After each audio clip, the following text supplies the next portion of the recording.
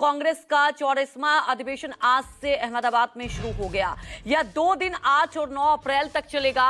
गुजरात में 64 साल बाद पार्टी यह कार्यक्रम कर रही है। इससे पहले 1961 में भावनगर में अधिवेशन हुआ था। यह आजादी के बाद गुजरात में कांग्रेस का पहला कार्यक्रम था। कांग्रेस नेता राहुल गांधी और सोनिया गांधी सुबह करीब 10:30 बजे अहमदाबाद पहुंचे। दोनों नेता कांग्रेस वर्किंग कमेटी की बैठक के बाद शाम को साबरमती आश्रम जाएंगे। तो क्या गुजरात से एक नई, कह सकते हैं आप, रणनीति और एक नया जीत का मंत्र दिया जाएगा? वहीं हमारे वरिष्ठ सहयोगी संजीव त्रिवेदी हमारे साथ लाइव जुड़ चुके हैं। संजीव, यहां से एक चुनौती और बीजेपी के गढ़ से यह अधिवेशन हो रहा है, तो एक बड़ा मैसेज, क्योंकि आपको याद होगा लोकसभा में जब राहुल गांधी ने चैलेंज किया था। जरा ये बताएं किस तरह से कार्यकर्ताओं को जोश और मंत्र दिया जाएगा इस अधिवेशन से?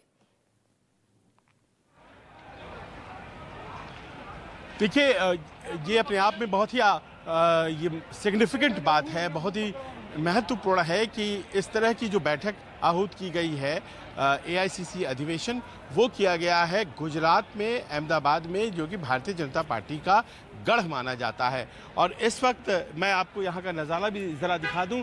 वो जो बैठक है वो इस स्थल पे हो रही है जहाँ पर लिखा हुआ है एक्सटेंडेड कांग्रेस वर्किंग कमेटी, और यहाँ इस तरफ मैं देख पा रहा हूँ कि तैयारियाँ चल रही हैं। राहुल गांधी संभवतः बाहर आकर के अपना बयान दे सकते हैं, क्योंकि करीब 3 घंटे से चल रही बैठक अब समापन की ओर बढ़ रही है और समाप्त हो जाए, इसके लिए कांग्रेस कार्यकर्ता बहुत तेजी से सक्रिय नजर आ रहे हैं, क्योंकि आलाकमान बाहर आ सकता है, खड़गे जी, राहुल गांधी, और बाहर आकर के ये अपनी बात कह सकते हैं कि आखिर उन्होंने आज तय किया क्या है। और जो सबसे बड़ी बात यहाँ पर तय होने जा रही है वो ये है कि जो स्ट्रक्चरल कमज़ोरी है कांग्रेस की, जो आधारभूत कमज़ोरी है कांग्रेस की, कि उसके पास ज़मीन पर उस तरह के वर्कर्स नहीं हैं, उस तरह के अपनी कोई पार्टी मैकेनिज़्म नहीं है जो लोगों को वोटिंग बूथ तक खींच करके आए। पिछले दिनों एक दिल्ली में बैठक हुई थी डिस्ट्रिक्ट कांग्रेस कमेटी की, और उसमें कांग्रेस अध्यक्ष खड़गे ने ये बात कही थी